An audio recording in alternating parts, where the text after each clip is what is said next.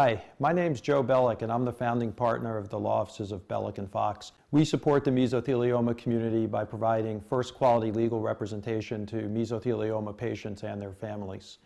During these troubling times, we're proud to support the Mesothelioma Applied Research Foundation so they can continue the work that they do every day on behalf of mesothelioma patients and their families.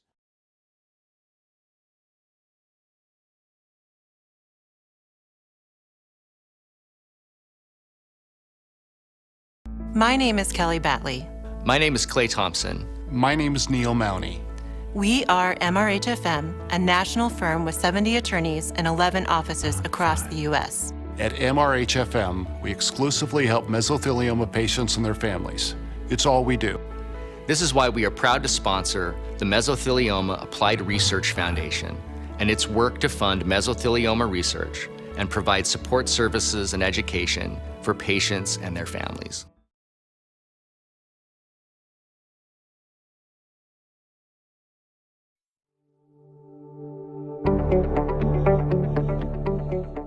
At Novacure, we strive to extend survival in some of the most aggressive forms of cancer through the development and commercialization of our innovative therapy called Tumor Treating Fields. Novacure is pleased to partner again with the Meso Foundation.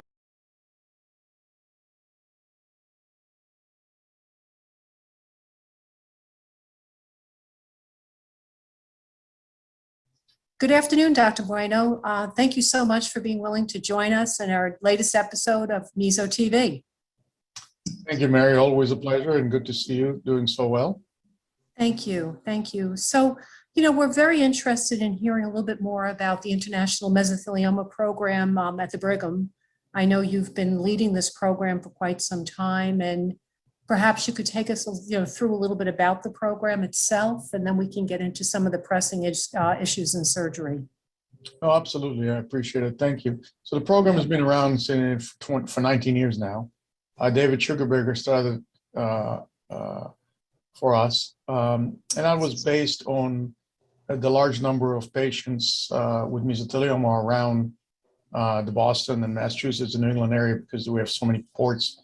And at the time that it started, the understanding of mesothelioma and how to deal with it, that was in the late 80s and the early 90s. And we had Karen Antman, who was an oncologist, Dana Farber at the time. She was interested in mesothelioma.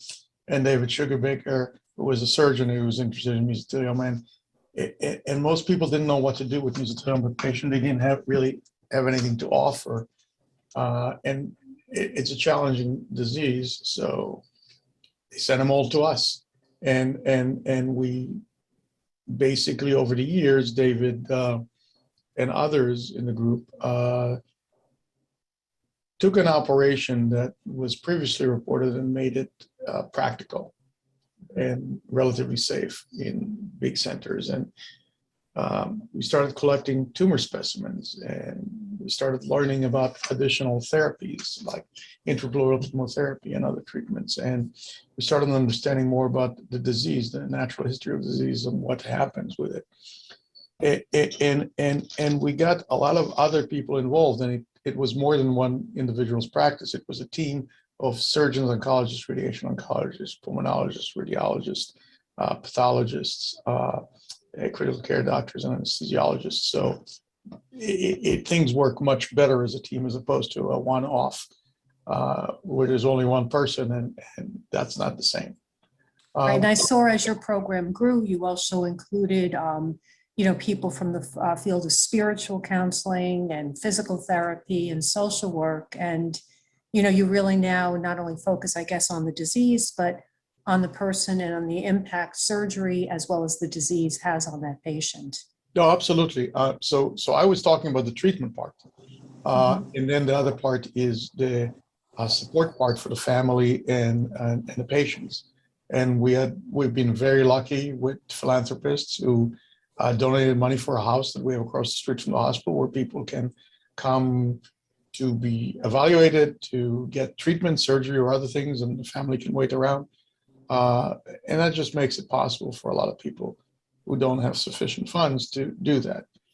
And then the other part was the research. We did a lot of we did a lot of focused research over the years. And in fact, this led to the most impactful work was the comprehensive genomic analysis of mesothelioma that we published in Nature Genetics in 2016 and has since been validated and expanded upon. So Dr. Bueno, could I stop you and could you explain what genomic medicine is? Yeah, absolutely. So cancer is often associated with alterations in our chromosomes and our DNA, which makes the chromosomes. And the tumor has, by virtue of being a tumor, has much altered DNA sequences, and we're talking about mutations. And every tumor has kind of a fingerprint. Mesothelioma is not different. It has certain anticipated mutations, plus additional less common mutation in an individual. And that lets us better understand the tumor, but more importantly, potentially identify ways we can attack the tumor by understanding its vulnerabilities. And in different cancers, there are different ways to do that. And before you plan the attack, before you fix the problem, you have to understand the problem. And the genomic and the genetics help you start fixing the problem. I hope that's. Thank you. That sort of explains that there's this whole landscape that's taking place behind the scenes, behind a tumor, to understand, why that particular tumor behaves the way it does, how it is, how it initiates and how it continues to grow or how it is stopped. So I know that, you've had you've done a lot of research on that. And I know we've collaborated and we've funded some of that research, and really proud of the relationship that we've developed over the years with your program. So, Dr. Bueno, I guess I have a question now that, I'd like to talk a little bit about surgery. And if you tell us maybe a little bit about how it has evolved over the years, because I know, many, many years ago, the gold standard was the extrapleural lumenectomy. And, I believe that things have changed since then. So I'd like to hear a little bit maybe about your thinking and also, how this has all evolved to where we are today. Thanks. No, that's a good point. Everything evolves in life. Extrapleural lumenectomy was a drastic operation, but it gave the surgeon the satisfaction of knowing that everything was removed. And it works fine. In fact, our longest survivor just texted me 3 months ago, 25 years and counting. Mm-hmm. But there were some concerns with that surgery on a couple of fronts. And early on, I figured out that, as did others, but when I looked at our lumenectomy data, we had some patients doing remarkably well. But I found that if you, and this is where it started to, in my mind, erode a little bit. I looked at certain age groups, and I found that if someone is over 70 or 75, I can't remember the time, that extrapleural lumenectomy was an independent mortality in terms of outcome, independent of everything else. And that made me pause. And it made me could consider other options. And at the time, others in Memorial and elsewhere started doing, we're looking at pleurectomies in other ways. And so gradually, we identified groups of patients who we can save the lungs in. I'll take a pause here and say, look, this is the way every cancer has been treated in our lifetime. My mom was an OR nurse. She's 88 now, God bless her. And when she was working as an OR nurse in thoracic, by the way, but other things too, if someone had a breast cancer, they would have radical mastectomy. And that was between 1896 and the 1950s. And then in the 70s, 60s, 70s, 80s, we moved to modified radical mastectomies. And then in the 80s and the 90s, we moved to lumpectomies. And with the various treatment modalities, the other modalities joining up, the the risk to the patients and the adverse event of losing an organ, here it's the breast, but the same thing happened with lung cancer. Pneumonectomies, lobectomies, segmentectomies. So it's a natural course to define the disease and define the process with the biggest operation, and then realize that you have something to compare with and to go down to something that's safer to remove some causes. And, frankly, we published our EPP data in 2014. And we just a couple of months ago published our pleurectomy data. And in fact, the pleurectomy data are as good, if not better, than pneumonectomy data. And these are not small series. This is hundreds and hundreds of patients. This is over 300 patients in each group. So that made me comfortable. But again, we find that an extrapleural pneumonectomy is a complete operation. The pleurectomy has to be a complete operation. And that takes a long time to get every morsel of tumor out and then clean it out and make it better. And it's harder to standardize that operation, but I think it needs to be standardized. Our data clearly shows that in the people that we could resect the whole tumor in a pleurectomy, they did way better than the people who had a partial pleurectomy. And to get there, you need to have large numbers. So right now what we do is we do a radical pleurectomy in the cortication. And we usually, not always, but usually take the diaphragm. I found that I can usually preserve the pericardium. The diaphragm is a little tougher because usually the tumor is most preponderant in the diaphragm and it's invading. But we're able to do pleurectomy on essentially everybody. I would say in the last 2 years, I didn't do an extrapleural pneumonectomy. In the last 7 years, I did maybe 3 or 4.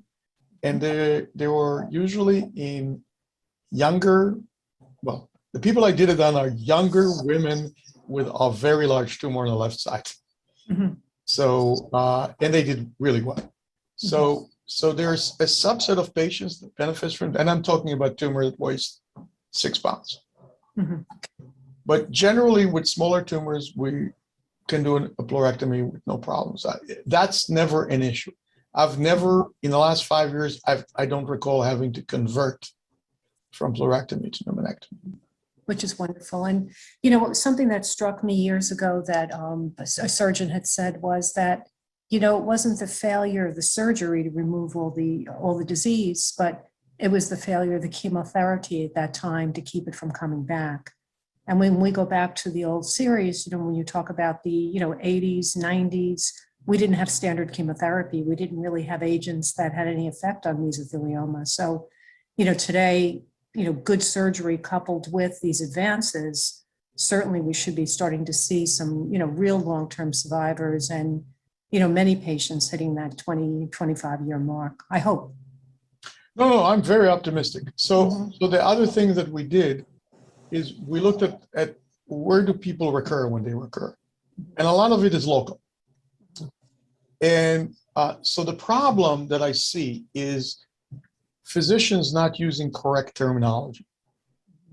So if someone has breast cancer and they have a resection and they have a little residual cancer and it grows back, and that, by the way, happens 33% of the time with lumpectomy, then you don't call it metastatic disease.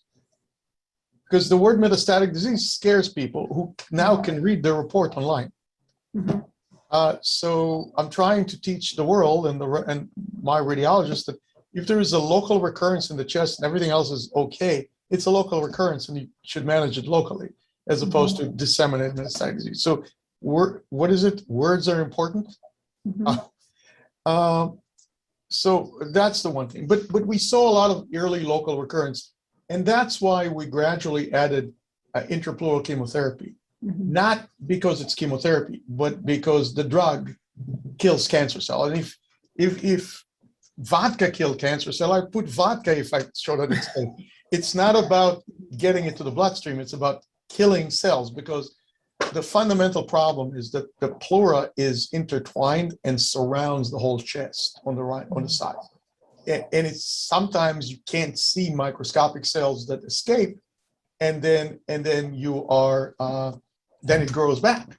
And you can't go back surgically because everything's stuck. So two things on that. So we, for that, added a regimen, a very strict regimen, which we increased on, where we wash everything. So we trim everything on the lung. If there's stuff on the lung that's remaining, we trim it. If we can't get it off, we argon coagulate it, and we show in a paper that we can burn it a couple of millimeters deep, and that takes care of it. We also really carefully rinse the chest cavity with a variety of fluids, water, saline, peroxide, and really clean, give it a good cleaning. And then the other thing we do is we use the argon to paint the chest wall to potentially burn the outer layer. So if there are any cells around, they're gone.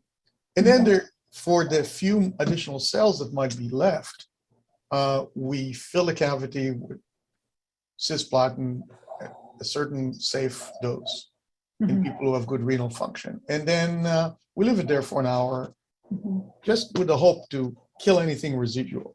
And that seems, so in the paper I referred to that we published this past year, looking at 350 pleurectomies, having heated intrapleural chemotherapy was significantly affected survival in a very significant way compared to the people who didn't have it. So I think that's important. I don't think it hurts anybody. In the doses that we give and the protection that we have, I haven't seen problems in a decade. So that's what we do. Now, we also have developed strategies how to deal with recurrences, because local recurrences, we can deal with percutaneous ablation and burn it, like one would burn a wart. We can give localized radiation. We can do a resection. And both our group and the Zurich group showed that if a recurrence happens locally a couple of years later and you take it out, you know, your survival is still good going forward. And speaking of survival, I had an idea 2 years ago, and that we presented in IME.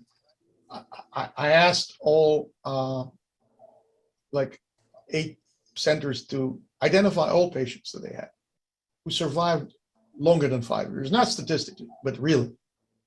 And that's what we presented. And we had 134 or 136 patients who lived longer than 5 years. And the whole group had like 270 something. So we are seeing an impact from aggressive local therapy, but it needs to be good. It needs to be precise. The operation needs to be good.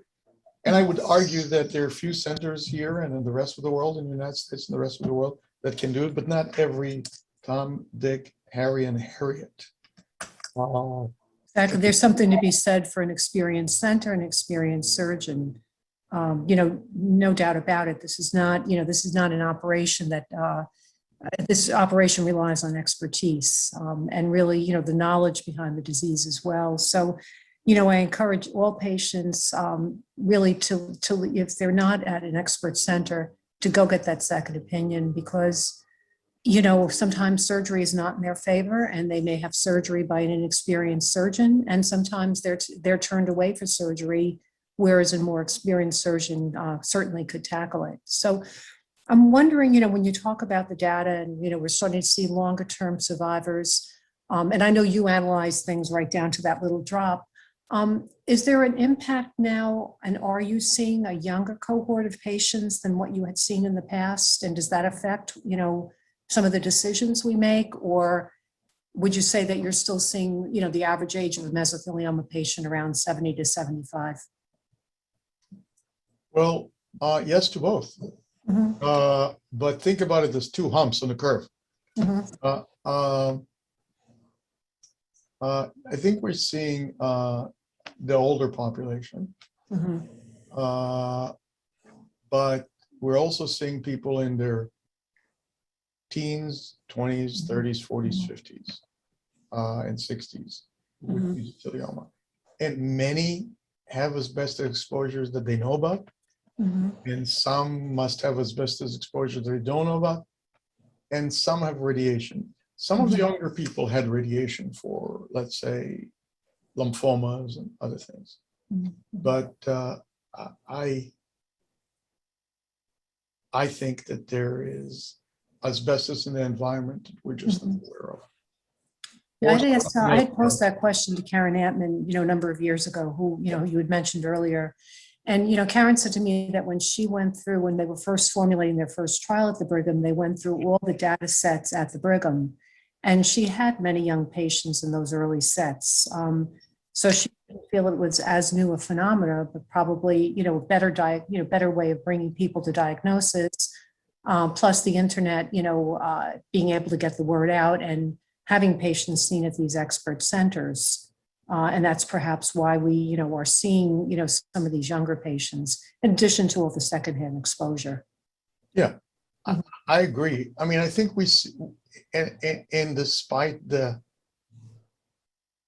message that the incidence is going down, I don't think it is. And I saw my first patient who was in New York City in September 11th, 2001. It's like, he didn't have any other risk factors, but, oh, yes, he was on downtown Manhattan.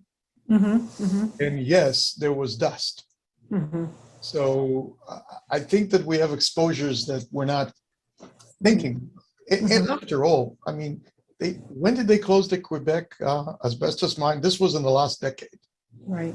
So it's, unfortunately, it's still around us. Unfortunately, it's omnipresent. So we need Right. to. And when we talk about not knowing, how many fibers it takes to develop a mesothelioma, when we think about, even the old water systems, the pipes are lined, many of the old pipes were lined with asbestos that, remain in cities today. So as you said, I mean, exposure is everywhere, where we're all exposed to asbestos, but only a certain subset seem to, have whatever it takes to develop this disease.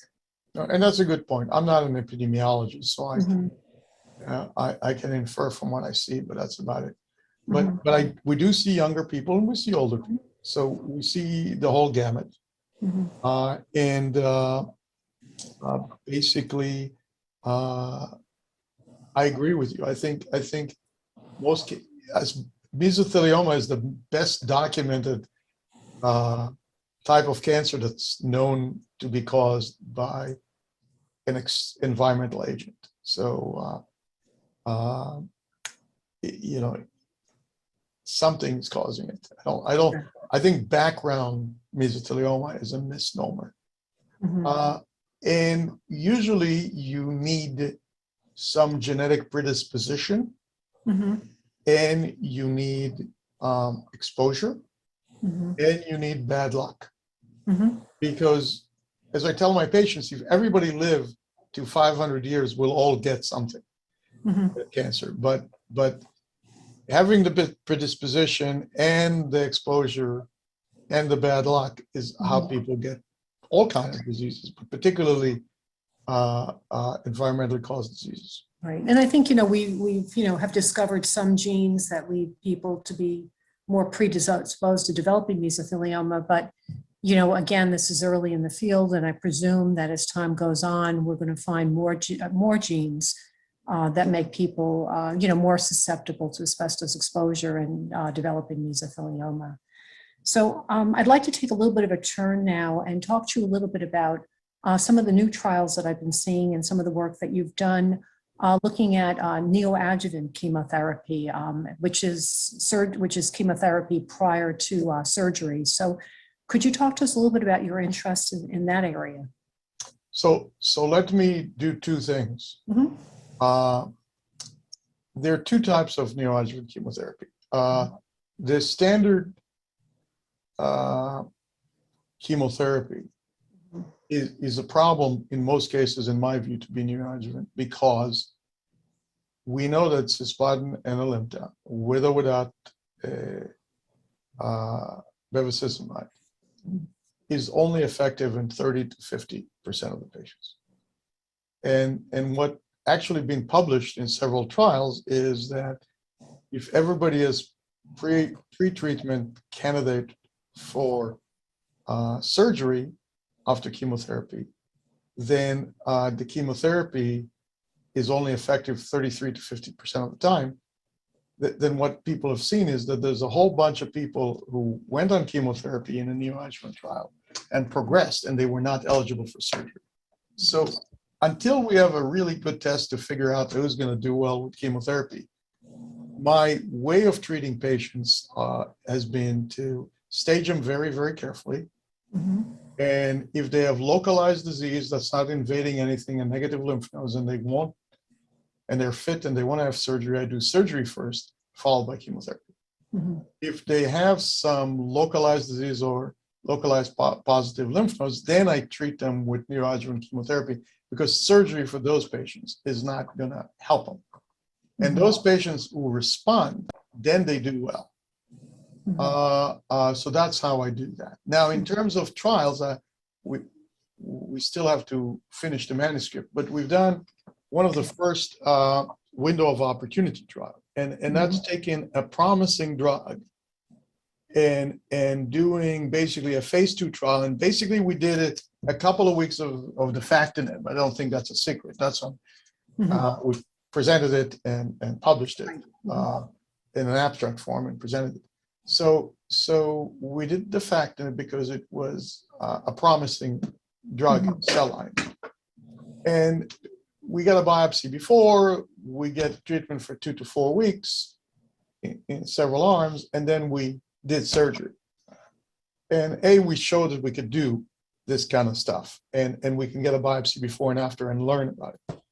And B, we actually had a couple of amazing responses. And one patient, which sticks in my mind, had pleomorphic mesothelioma, which is not a good thing. We did the treatment. He had a good response. We took the tumor out. He didn't want to get chemotherapy after surgery. And that was 6 years ago, and he's still fine. So something happened to that patient. And there are a couple of other patients like that. And it turns out that it seems that that drug impacts the immune response. And I think that's how it worked. And I still, there are too many papers, and it's one of them writing. So those are window of opportunity. I don't think it's a good idea to give chemotherapy in an adjuvant setting. And Duke just published a paper, I think, that doesn't have great results for that. Yes, I saw that, yeah. So what I tell patients about the surgery is that surgery is always part of multimodality. It doesn't work if there's no modality. They have very early disease and they're good function, they're a candidate for surgery followed by chemotherapy. If they have moderately advanced, locally advanced disease, like we discussed, lymph nodes or chest wall involvement, I recommend neoadjuvant therapies, restaging, potential surgery. And then if they have disseminated disease, then they need immunotherapy or chemotherapy, and not surgery and maybe palliation. That's how I classify things without getting into too much trouble. Okay, and then when you do the operative chemotherapy, do you have problems then with scar tissue and being able to go back in for a local recurrence? No, because the local recurrence, so let me stop. There's always scar tissue after a pleurectomy if you do it correctly, because you take out both the visceral and parietal pleura. So the lung always has little holes that you do the best to close, and then it's always stuck to the chest wall. And it's not just mesothelioma, it's other cancers. There's always adhesions. So going back into the actual lung or chest inside is very hard, probably not a good idea. I tried it a couple of times. Not a good idea. For maybe someone better than me can do it. But a lot of the local recurrence are on the surface, and you can get to the surface. And it turns out a lot of local recurrence, and I think we put it in our papers, and so did the Zurich group, are lower down because some stuff remains just slipped in past the diaphragm. So then it's on a lower rib cage, which is not over the lung, and you can take care of it. You can go in for that, no problem. Thank you. Now we did, I don't know, have you seen our JTO paper? It just is online, but it's not completely published, but it's online. So the thing, if you haven't seen it, you can look it up. It's free online. But what we worked on for the last 20 years is to define who's a candidate. Yes, I saw that. Yeah. You saw that. Did you go on the website and play with it? I did, yeah. Cool, isn't it? It's, this is what we need to do. Yes. We need to understand. For the US government and the NCI, we're doing stuff that's relevant. Mhm. So no, I mean, it's a good thing. So basically the fundamental issue for me with mesothelioma has been that we haven't been able to appropriately stage it preoperatively. Mhm.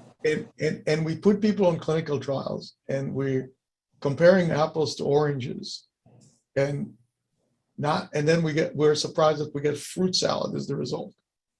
And I think that we have to use the biology and all the tools that we have in a simple way to say, this is your risk group, this is your risk group, this is your risk group. Mhm. This is your risk of having surgery in terms of, this is your predicted survival. Mhm. And so this is good for the doctors, this is good for the patients, but it's also good for clinical trials. Because if we say, okay, we can do this test on you, looking at your CAT scan blood test, this is your risk group. Now, if you put patients and stratify them by that, then you can easily get meaningful results, because that's what we've done in every other cancer. Mhm. I mean, why should mesothelioma be different than other cancers? Mhm. So my hope is that this is simple enough to enable everything. Because what I did can be frankly reproduced by anybody who spends, And I think it's important for all trial design now, moving forward, that we're getting the right people into that right trial, not being able to stage appropriately, or, some of the things that we used to describe in the past, that it was always the high white count, this or that, but we weren't really looking at all of it in total. And I think what you've done now is you're looking at the entire picture and teasing out what's important, in these cohorts. So congratulations again, with a nice paper and moving this field forward. So where do you see the future now in mesothelioma in terms of surgery? I'm sure, also this impacts it greatly because you've just recently delved into so much of the data. So a couple of things. First of all, there's immunotherapy we didn't talk about. Immunotherapy helps a subset of patients, but when it helps, it's amazing. Mm-hmm. We think we have a predictive signature for immunotherapy, but we haven't published it yet. Okay. Mm-hmm. So, and we have a number of patients that benefit from it. So I think that there are like four things. Number one, let me tell you what I tell patients. If they are early stage, and it's really key, because when we started operating, we're operating everybody. When they're early stage and they're good candidates, then I say, look, the reason to do surgery, and boy, you'll have to have chemotherapy after that, is to get a 25% chance or 23% chance at 5-year survival. That's the reason to do surgery. Because I'm not comfortable yet that there's any data that chemotherapy or immunotherapy reliably gets you to those kind of numbers. Hopefully they will, but they don't. And they don't do that in lung cancer either, or in any cancer. They help, they're great, but they're not the panacea. So, and then I say that 75% of you, 100% of you have a chance of some recurrence, and we can manage the recurrence in various ways, be it chemotherapy, immunotherapy, reoperations, various ablations. So it doesn't have to be for everybody a death sentence, because it has been a death sentence for a long time, and that permeates. And yes, it's true. Some people who present with metastatic disease or advanced disease will not do well. And even some people who present with earlier disease will not do well. But that's not everybody. And that's completely, if someone presents with stage 4 lung cancer, they're not going to do well either. So it's like, yeah, we have to have solutions for various parts. So that's the first thing. The second thing is the biology. I'm hoping from looking at preliminary results, and I don't want to raise anybody's hopes up. We've done some massive explorations recently that are going to be in manuscript form next year, or this year or next year. But we may be able to ping pong mesothelioma from epithelial to sarcoma to sarcoma to mesothelioma, that kind of stuff. And that's cool, because so now we have to independently come up with solutions for epithelioids, sarcomatoids, etc. And then when we have the solutions, for the best solutions, then we push the cancer to one side or the other and then treat it. You see what I'm saying? I understand what Kind you're of a saying. novel concept, but it's cool. And maybe it seems there are hints that might be possible. I was just recently reading a paper from your institution that led me to start to think in that direction as well. Now, good. We're seeing this in the lab. And then, so the next question is, so how you ping pong people and how you play with the immune system is independent and separate with how you treat the buckets. And that's important to understand. So what I'm thinking about, so we published a couple of papers on things to do with NF2 mutations and other mutations. And I believe that there are metabolic solutions to certain subsets of patients based on genetics. And it's not going to be tyrosine kinase inhibitors, which the oncology world is enamored with because they work nicely, but they're limited. So not everything is a tyrosine kinase, unfortunately. But there are metabolic ways that we can treat patients. And we are identified several types. And now it's the slug to get it to the patients. So that's our hope. It takes too long, unfortunately. But So much work that goes in. we have paths forward now that we didn't have 5 years ago, 10 years ago. So, which is. So I mean, I think, the statistics are being rewritten daily, with all these new advances, and, patients who we would have said there's no chance, many of them today are, living good lives, some of them with mesothelioma and some of them with it significantly knocked down. So it's always that eye on the future and, turning to researchers like yourself and, the major institutions who not only have clinical programs, but research interests that are strong, they're strong for mesothelioma. So Dr. Bueno, is there anything that you'd like to bring up that I did not ask before we conclude the interview?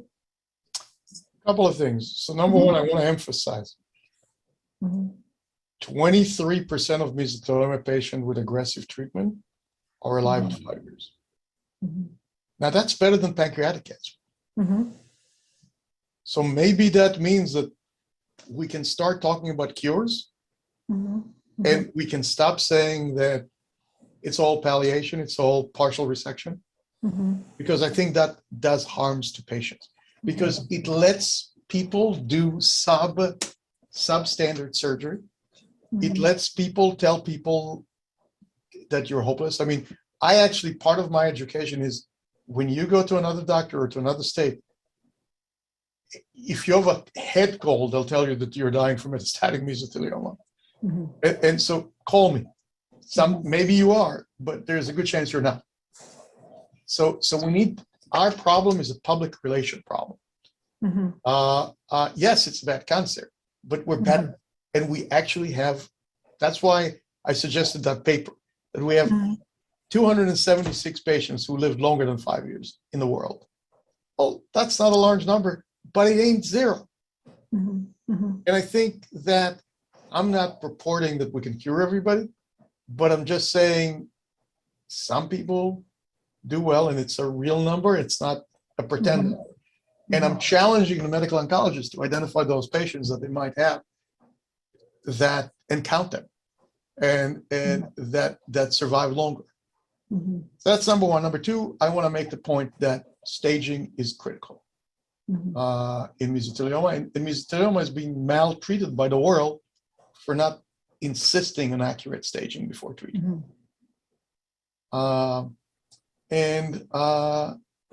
The third thing is there are centers around the country and around the world who specialize in this. So both physicians and healthcare providers and patients need to at least know about it. We don't always succeed. We don't cure everybody, but we try harder and we have better outcomes. Thank you. And, I think this message of hope also, prevents patients from going out seeking those, phony baloney cures and those crazy diets and those pills and, wasting precious resources because they've been so turned off by the medical profession. So I think, to get out of bed in the morning, you have to have hope. And if you can't instill hope in your patient, then you've failed. So I think what you've had to say today is very important and very impactful, particularly for those who may be listening that are newly diagnosed, to know that, you will have a tomorrow and that, we're all working together to try to do the best for you. So Dr. Bueno, thank you so much for your time today. I appreciate it. I'm going to look for the new publications coming out and we'll probably circle back with you. Oh, my pleasure. Thank you. What's up on the Good to see you, horizon? Mary, and Thank you. stay safe and keep doing the great work. Thank you, Dr. Bueno. Take care then and good to speak to you. Bye-bye.